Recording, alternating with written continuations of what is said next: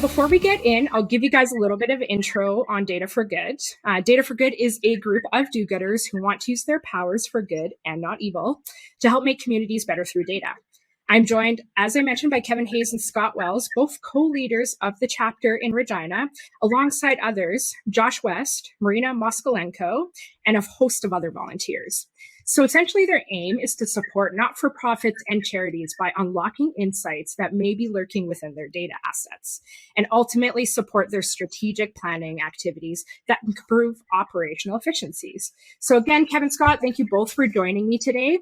Before we dive in maybe a little bit further, why not tell me a little bit about yourselves? So Kevin, I know you're an active member of the business community in Saskatchewan. I'm curious to know what fires you up to get up every day. Yeah, well, that's a big question, how to light the fire under this guy. My name's Kevin Hayes. In my non-Data for Good world, I am the head of growth for Conway Consulting. And with a big focus on digital, I actually built my first website in 1995 at the tender age of 15. And so I've been in the online digital analytics world, marketing and advertising world ever since then, I live here in Regina. Our head office is in Saskatoon, and I've lived in this province for 5 years and love it. Yeah, absolutely. And how did you get involved with Data for Good? So I hail from Calgary, and in Calgary we had one of the first chapters of Data for Good alongside Toronto, and I was a participant there. When I moved into Regina, I noticed that one of the things that I could do is one of the biggest needs that I could contribute to was helping community-based organizations or CBOs understand their data better. So I started up the chapter here about 4.5 years ago, and Scott quickly jumped on board almost immediately at that point. Mm-hmm. And since then, we've actually engaged I think we have 800 members that have signed up that have showed interest in Data for Good across Saskatchewan alone. I'm not surprised being involved in the community myself. There's lots of us. Scott, please maybe share a little bit more about yourself. What brought you into the fold, Data for Good? It sounds like you jumped in right away when you heard we opened a chapter in Regina. And how has your journey been so far? Yeah, Data for Good has been absolutely fantastic. What really drove me to join, I've been in the data community for about 15 years now, kind of as an analyst, and then more recently as a leader across multiple different industries. And so the data side of things is a lot of fun for me, and being able to volunteer and help other folks in that way. I came to the first meetup, and Kevin and I hit it off right away, kind of had same kind of goals for this. And so being able to work on different projects is fantastic. Meeting folks in the community has been amazing. Being able to help and mentor some of the other folks is, like you said, what gets me up in the morning is to kind of help the data community within Regina and largely in Saskatchewan is a lot of fun.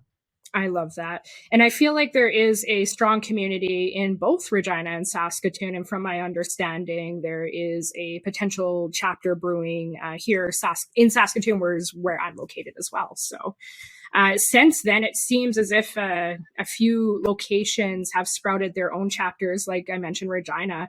But in 2018, actually in our first season of the podcast, we were fortunate enough to interview the co-founder of Data for Good, so Joy Robson out of Toronto. And she had a lot of really great things about the stuff that we were doing in Central Canada. So, that was many moons ago. I'm not surprised that we're doing the work that we're doing here. But, Kevin, Scott, feel free to bring me up to speed.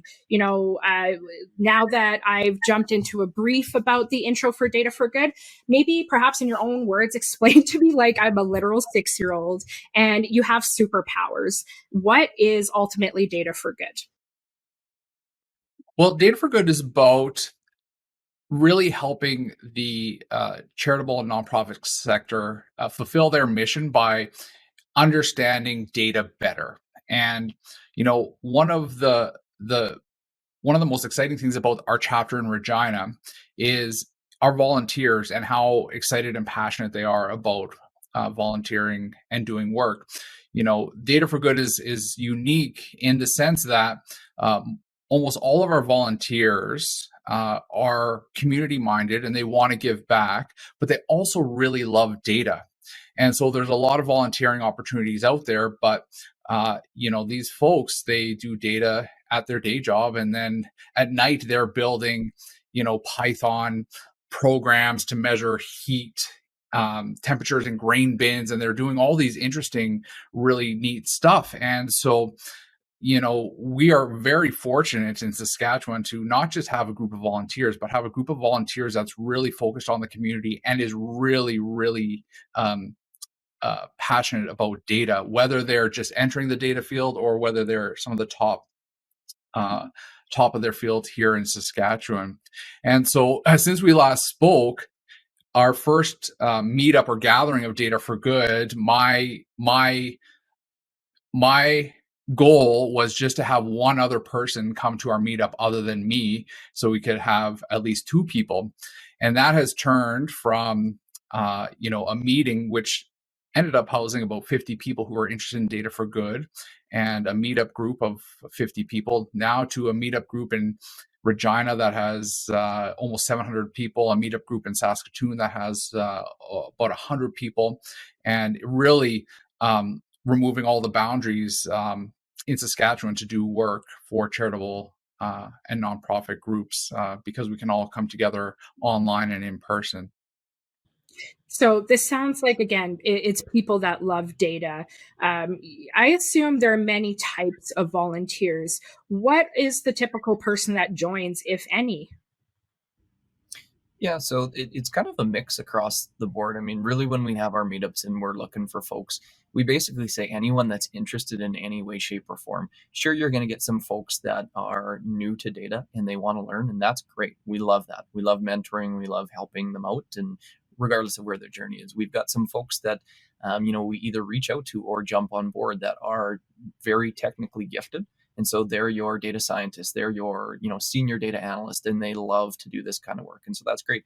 We've got other folks that have joined on board just to do things like project management. We need help with that as well. Some of these are larger projects. And so we are looking for a lot of different skills. We've got someone that does communication for us. And so again, it's a mix across the board, and pretty much anyone that's interested in wanting to learn, there is a space for them. That's cool.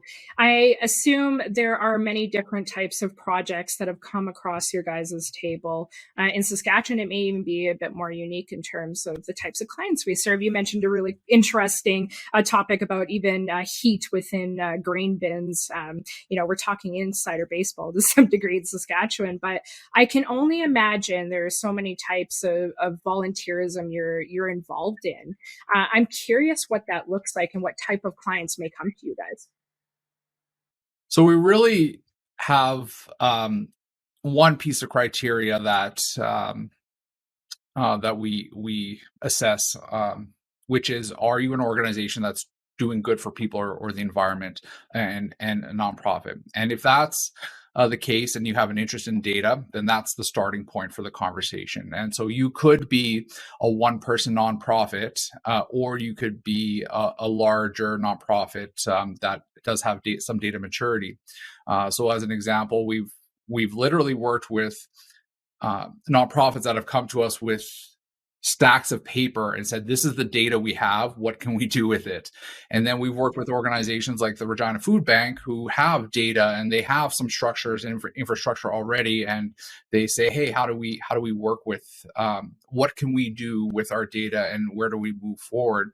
So there are some components and characteristics of organizations that are important. So, we look at identifying business problems. There has to be a question for the data to answer. It often helps if there's somebody inside the organization who is who could be a champion for the data, right? They don't have to be proficient or anything, but, somebody that we can work with. So there are some kind of things that make our relationship work better together, but we've worked with childhood organizations, Pro Bono Law Saskatchewan, Sophia House. There really is no kind of specific sector within the people helping framework that we pick on, or that come to us, I should say. Everybody seems to kind of want to reach out because the appeal of doing free data work with awesome data people is very attractive for anybody. So we have a lot of success there. I don't know if you want to add to that, Scott. No, I mean, at the end of the day, it's pretty much any organization that wants to reach out. As we get out there more in the community, we've been involved with a number of different groups. That story spreads. And so we see other folks kind of jumping in. And then we've even got groups like, or areas, the city of Regina is saying, hey, these folks are doing some work. You may want to ask them for help. And so we've had a number of other organizations jump in there. And so, I mean, as Kevin said, the story spreads pretty fast with free data work with awesome people. And it's been a pleasure to work with everyone we've had the opportunity to work with. Yeah, that's so true. And this may be a question for you both, and kind of looking at the landscape of what we've been dealing with. So the changes within businesses brought on by, a world pandemic, and kind of dealing with a lot of the decisions that have been coming from it. Do you feel as if maybe the type of work that you've been involved with has changed at all due to, some of the shifts within business? And if so, what does that look like? Yeah, so that's interesting. I would say at a very, very high level, the type of work we're doing hasn't really changed. The focus for some of these organizations may have changed. And so, you know, in terms of funding, as an example, I think everyone knows that the funding pot globally has changed quite a bit. And so organizations are really having to play catch up if they don't have access to their data to really truly understand and tell their story. And so I think there's really been kind of two key pieces that have really changed in the last, I would say, even 6 months. The organizations that have really come to us are saying, okay, we know that the granting process may be changing or the pot of money may be changing. How do we really start to showcase our story and tell the value that we're providing? A lot of organizations have really been used to kind of their typical board reporting, which is, here are the inputs that we've done. We've helped this many people, or this many people have come through the doors. But what does that really mean? What's the so what? And so that's really where they're starting to look into, okay, well, we have this type of data. What do we need to capture differently? Or two, where can we go to get some of those outcomes and some of that other information? So largely, again, I think the work that we're doing and the way that we're engaging in what we help with stays the same. It's really just from the organization's perspective, they're looking to answer different questions than they were before. Totally. Did you have anything? And just to add on top of that, there seems to be a maturity that's happening within the sector and within the understanding of data altogether. So as Scott was talking about, organizations are starting to understand better that it's not the data that is the key thing, it's the story that the data tells. And telling that story is becoming a more and more important piece, and is becoming more relevant and apparent to charities and nonprofits, and trying to help connect the dots between work that's being done and funding requests and potentially gaps in resources. And that additionally brings forward a bit of maturity around understanding how an organization grows into their data pants, so to speak. Technical term there, data pants. That means, organizations are looking at, do we have resources? What would that look like? Do we even collect the right data? Are we even asking the right questions to leverage data? Back in the day, like 3 years ago, it would be uncommon, or not uncommon, and even not uncommon today, for people just to build just bunches of dashboards and just say, well, once we got all these dashboards, then we'll find some question and some answer. And I think organizations are becoming more wise around that. Approach may not be as useful, and that's certainly the approach we take at Data for Good, is around how do we just get more use out of your information? How do we set up an organization to actually make good use of their data with the resources that they have, and then what are some potential resources in the future that they can look at adapting that would be reasonable and relevant to the organization as it sits. So there's if we're in the kind of newborn baby stage of data, like 5 years ago, maybe now we're in the toddler stage a little bit. We're kind of growing and we're moving along. Yeah, I can almost say that perhaps data democracy is here, and often gone are the days of when using internal data was considered a bit of an afterthought. I feel even ourselves, organizations we're seeing within being an insights firm that, organizations are starting to embrace analytics as a key business driver. And it's not to say they weren't before, they're really just learning how to pull in this primary data and maybe leverage multiple data sources using other internal systems. The problem with that is we're finding a lot of clients end up accruing a vast amount of data, and it's often leaving the amateur sleuth quite bogged down, me included. This question may be for Scott. So in your experience, how are organizations combining, in-house primary data with more external secondary data for business incomes? Is it technology? Is it human driven? I know Kevin largely touched on it, the last question there, but I wouldn't mind us expanding on it a little bit more. Yeah, I guess short answer is normally very poorly. So across most of my experience, primary data, most organizations aren't even great at that. There is a divide between the organizations, and it's typically tech-focused organizations that are doing it a little bit better for primary, especially as it gets into some of the marketing sales type of information. As you get into operational type data, it's normally fairly poor. And then bringing in third party or other external data, it's normally a struggle. And so it is a mix of probably all of the people, processes, and technology. I think in the past, you could get away with downloading some of your information from your source system into an Excel file and doing something with it. Gone are those days in a lot of cases when you've got a lot of cloud technology that you've got to integrate. And so it's on-prem, it's in the cloud, and you've got to have different ways to actually interact with that. So unfortunately, that means there is a technology solution in some way, shape, or form. Now, you can get around that with some really skilled individuals. But at the end of the day, there is a play for technology. And so you've got to have the right infrastructure in order to make that happen, along with the right people. So what's really interesting about that is in the work that we do for Data for Good, most organizations have little to no infrastructure as it relates to data and nobody on staff. The good news is we go in from a Data for Good perspective, and there are lots of tools out there that are free or open source, or at least usable for a lot of these organizations. And that's really our goal, is to provide them something that they can continue on with, not have to go for massive amounts of funding, and leverage what is out there and available. And so a lot of these organizations will be able to be self-sufficient from there.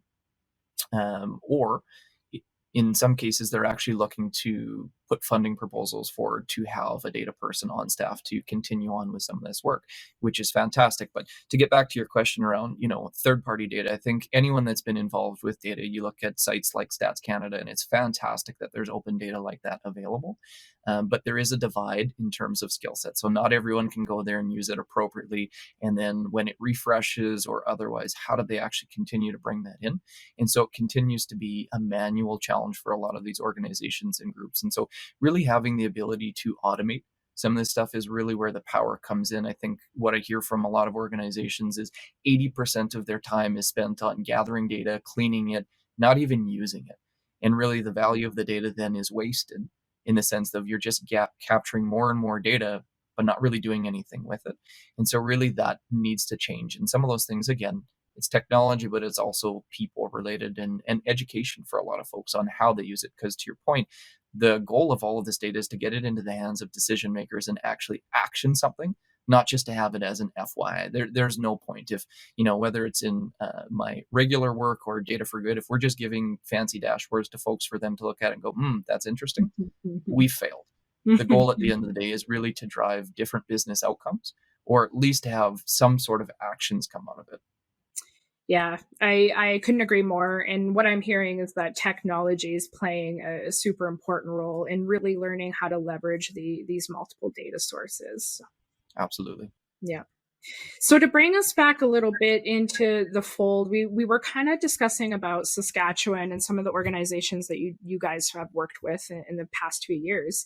And one thing that I've noticed myself is that even within data assets, and we talked about it even with Statistics Canada, is that in Saskatchewan, our population tends to be a lot more spread out than other parts in Canada, especially the East. And as a result, there's a bit of a lack of diversity in sample. And then collecting primary data can be a bit challenging when the population is a bit sparser. So my question is how is the Regina chapter assisting organizations in collecting data on hard to reach segments? For our case, it's merely Saskatchewan residents. Yeah, so we're doing that in a couple of different ways. And the first way I would say is as we're engaging with organizations, we're helping them understand different collection methods that they can do on their own. And so it may be as simple as, Google Forms or something else like that they could actually leverage and start to capture depending on who their audience is. And there's lots of different tools out there and just kind of the methodology to do it as opposed to, the traditional way that they're doing it. Through some of our other work, we've been engaged and kind of pulled into some of the provincial work that's going on. I think through COVID, one of the biggest questions that we heard around Saskatchewan was, what's the impact to different locations? And like you said, we've got a really spread out province. As you start going further and further north, the impacts of some of these changes or what's going on with COVID hits even harder. Some of the more rural locations, it's hit harder, but a lot of it is anecdotal or they're grouped together kind of in geographic regions, which doesn't really help. And so one of the projects we're actually working on right now with a couple of different organizations is around cost of living and seeing if we can get that to more hyper local and with more real-time data. And so that is a challenge. I mean, there really isn't primary data sources for that. And so we're having to be a little bit creative. And so whether that's scraping information off of, Facebook's marketplace for housing, or taking a look and partnering with different organizations that typically you wouldn't. So it could be food banks or local services that are providing other food services. How do we start to build that network of information and get that out there? But at the end of the day, it really is about starting to partner with different organizations, understand kind of what's out there. And we're really lucky on this project specifically. We've actually got some of the folks from Saskatoon that have been working on cost of living previously. And so again, it's getting the word out there, the work that we're doing, and other folks are excited to jump on board. And so we've got lots of different skills, whether it's from academia or otherwise, that really help supplement our skill set. A lot of the folks that we've got are maybe primarily data analysts, and so they don't have the same methodology background. And so it's great to pull in all of these other folks. And so really excited. We're really kind of on the beginning end of this project, but towards kind of beginning of the summer, we should have at least one of those domains and kind of data available for probably housing across the province for different sectors to see how that's been changing, with the goal of probably this fall, later on, kind of by the end of the calendar year, hopefully having at least a view of cost of living across the province that other folks can understand at a more frequent basis what's actually going on for their community. That's wonderful. I absolutely look forward to seeing what is the outcome of this project, and feel free to share with us, and perhaps there's an opportunity to expand on that on another episode. That's really great work. I assume that's an example of those who are trying their best to centralize the collection of you have this really incredibly rich in-house data, and you're combining it with external sources for better governance. So, these mass amounts of data, of raw data, are often produced, within not-for-profits, within non-governmental organizations, but also local government. And it's usually that the data can be connected by more than one systems in terms of a governance. In Saskatchewan, we're quite unique in that our governments have crown agencies, and we can often deal with everything from utilities to social services to traffic cameras. But despite all of this data, municipalities are still struggling with making their data proactive, as we've been talking about. And it's very challenging for local leaders to sort through all this raw information and look to make these informed decisions. I love this example that you gave, Scott, where you you can peel out as many dashboards as you want, and you can try to look for the answer to your question, but often that's not usually the case.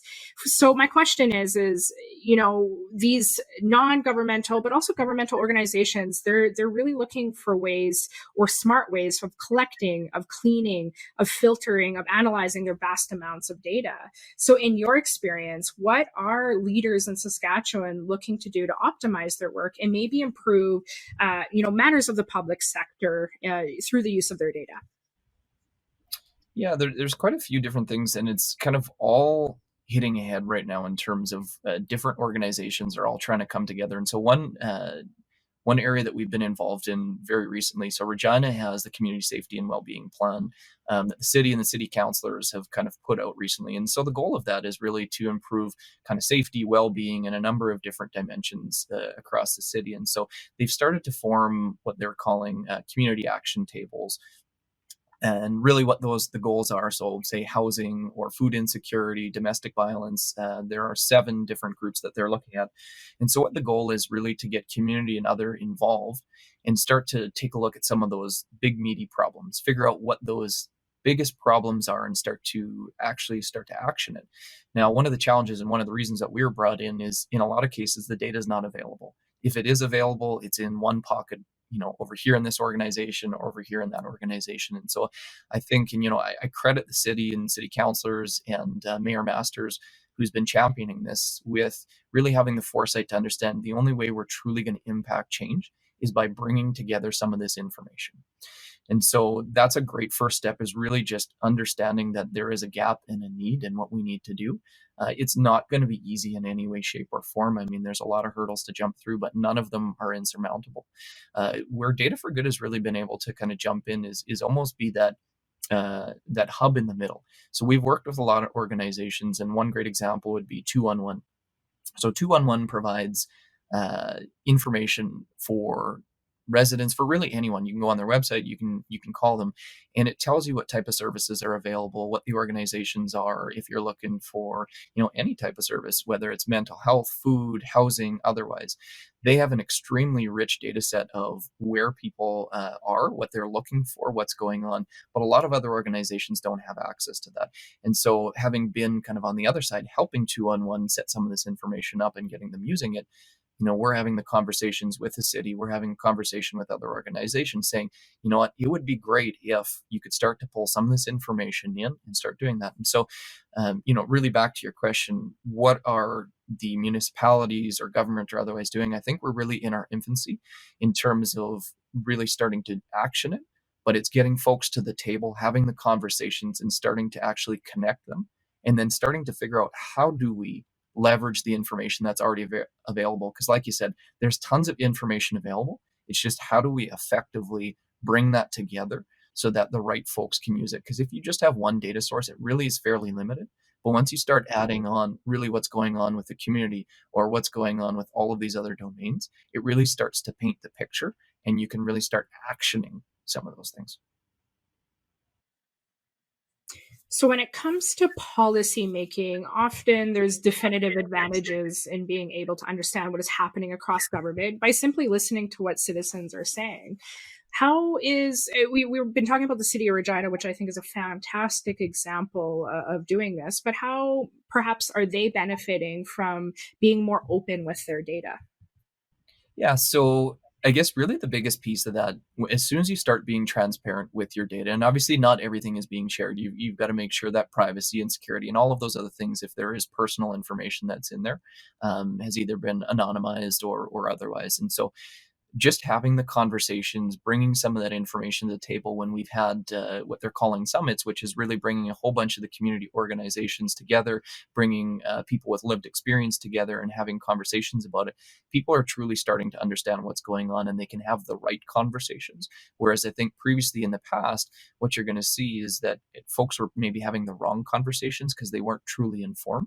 And so it was from one perspective or another, whereas you get everyone in there with all of their different perspectives, their lived experience plus the information on top of it, you're starting to go, okay, we truly see the picture. We see what's actually going on. And then as you go from the policy side of things, you can go, we can enact something in order to change it. But until they do that, and, we touched on earlier, it's not just the data, it's not just the story, it's the mix of both.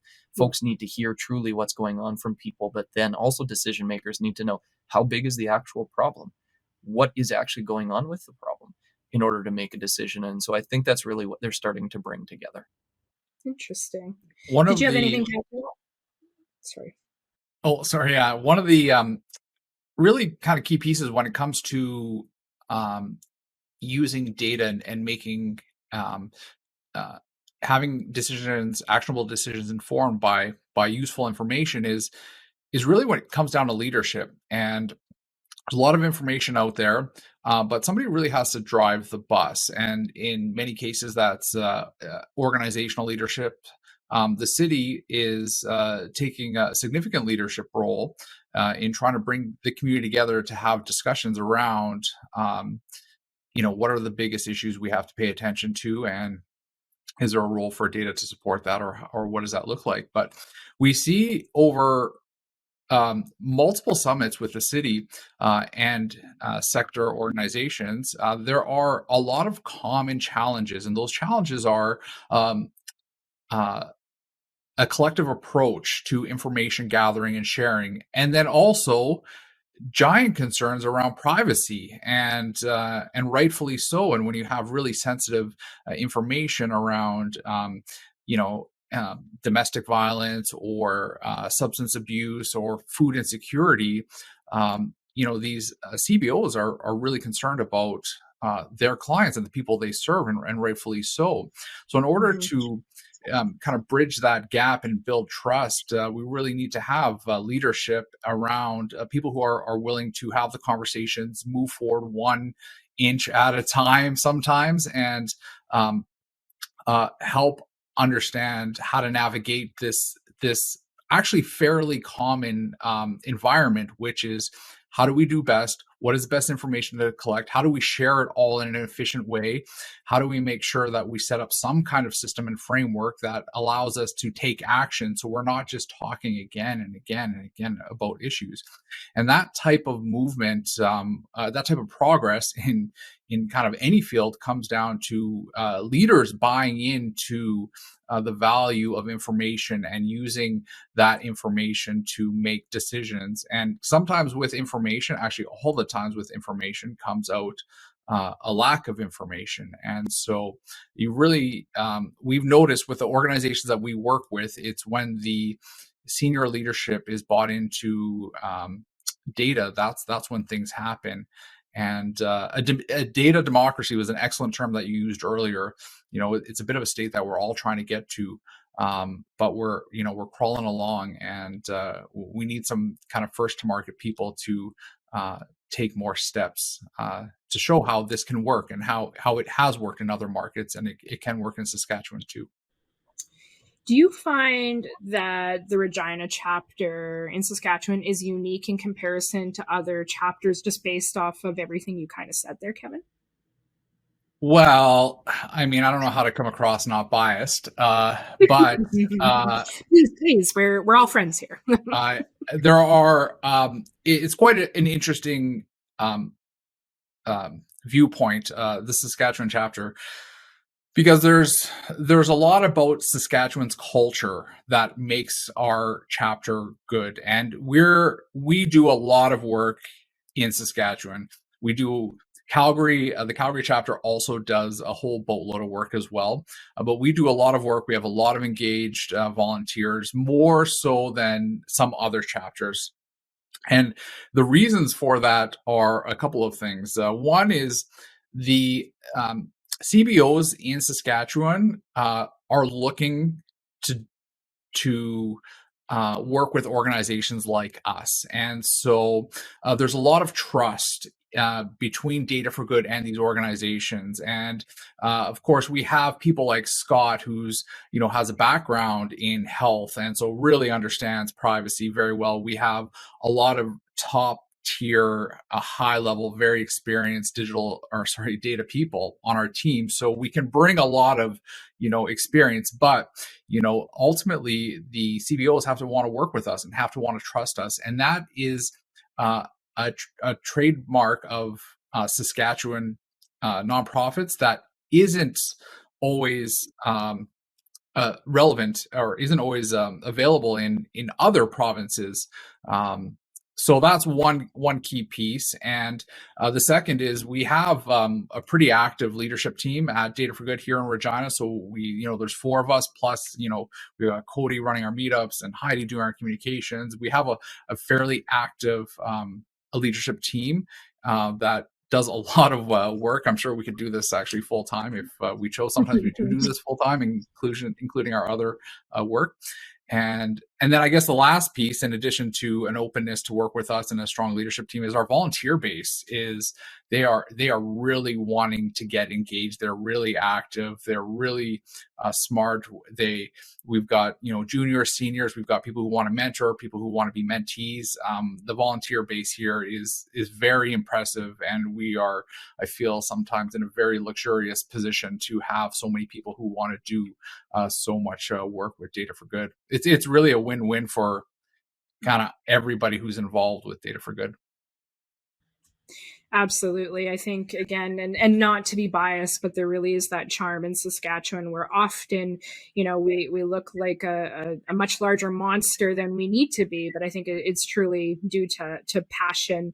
A lot of us are really passionate in our work. And I can tell that even speaking with you two gentlemen today, how passionate you guys have been for this association for so many years. And I'm really looking forward to kind of seeing, especially post-pandemic, some of the work that you guys are doing. And maybe to reel us back into that a little bit, Kevin, maybe we'll just keep on this. What can other organizations maybe take away, from the approaches that you're taking with, say, with the City of Regina, with the Regina Food Bank, if they're looking to advance on their data capabilities, but don't really have a direction in terms of where to go? Yeah, so there's one of the reasons Data for Good has been able to grow and get our name out there and build our reputation is because we are consistently active in the community. And so we have meetups every month. We always generally have 1 or 2 projects on the go. We participate in as much as we possibly can, and to ultimately be of service to the community.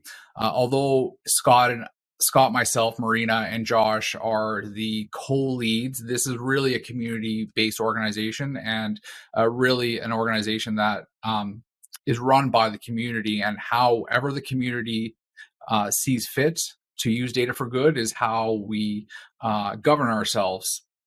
So a lot of activity happens, which just inherently makes the community more aware of us. And because of that activity, the second piece is raising the data literacy in Saskatchewan. That is one of our big goals and one of the things we always try to do. And so whether it's working with a charity or nonprofit of 1 or 100 people and just trying to help raise their data literacy level, or if we're running meetups where we bring in the Rough Riders to talk about how they make decisions in football based on data. Everything has the spirit of being of service through data to raise the data literacy level in all people in Saskatchewan, whether it's organizations or the people. And I think that approach that works for us. And I guess maybe the third thing is we are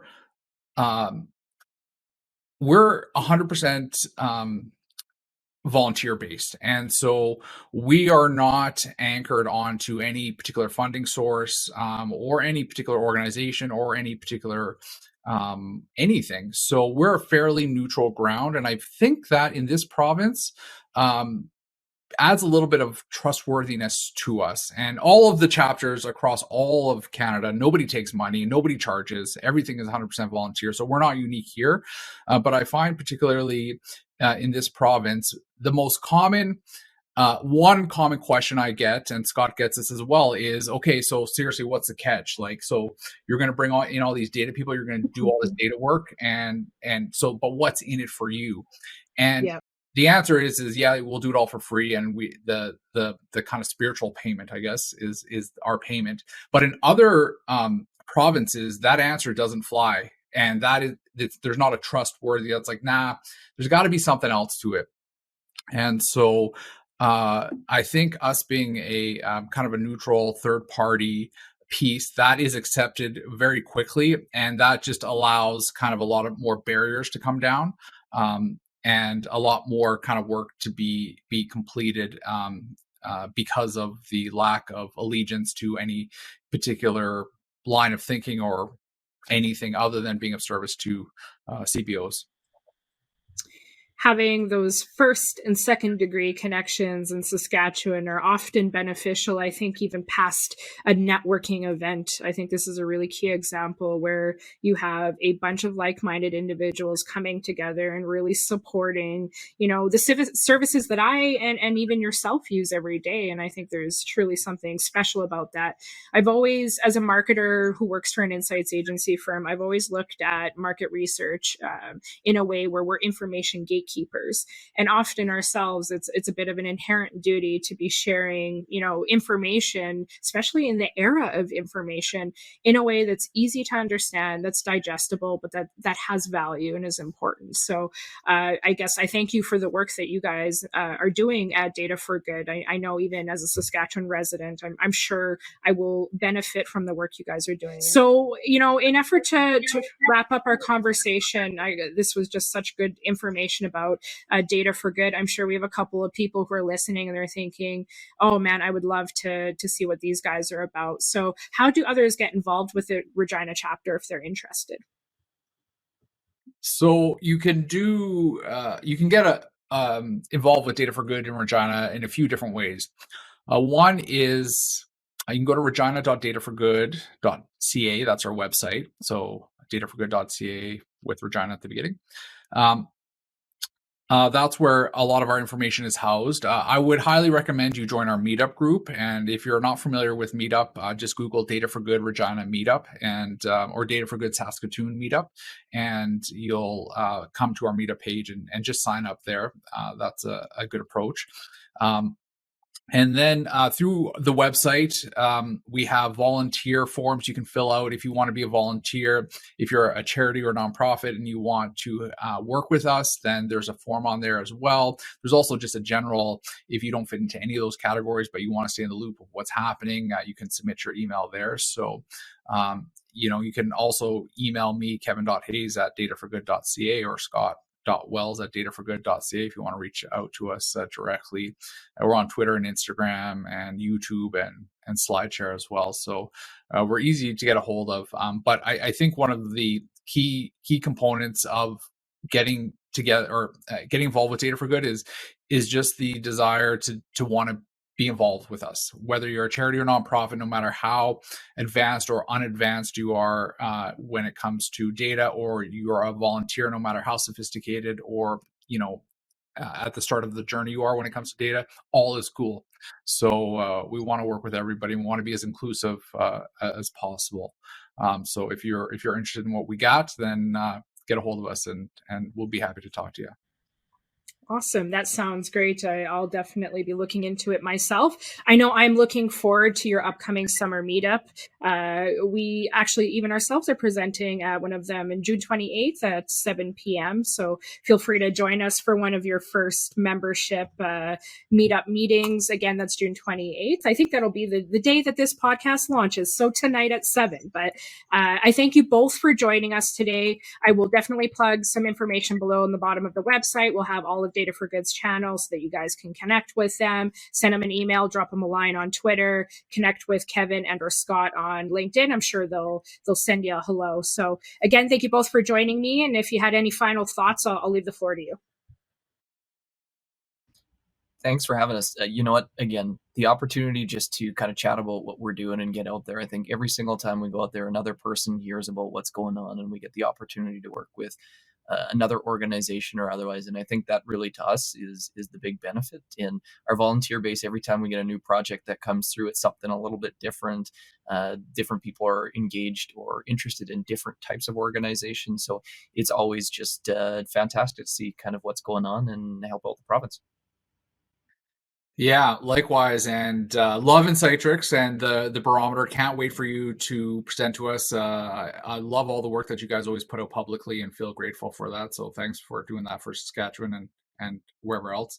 And also thanks for letting us shoot the breeze about Data for Good. As you could tell, this podcast could go about 18 more hours. So thanks. We appreciate the time.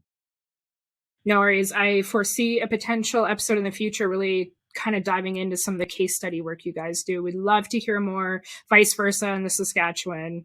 Thank you for the work that you guys are doing. And yeah, we'll connect really soon. Thanks, guys.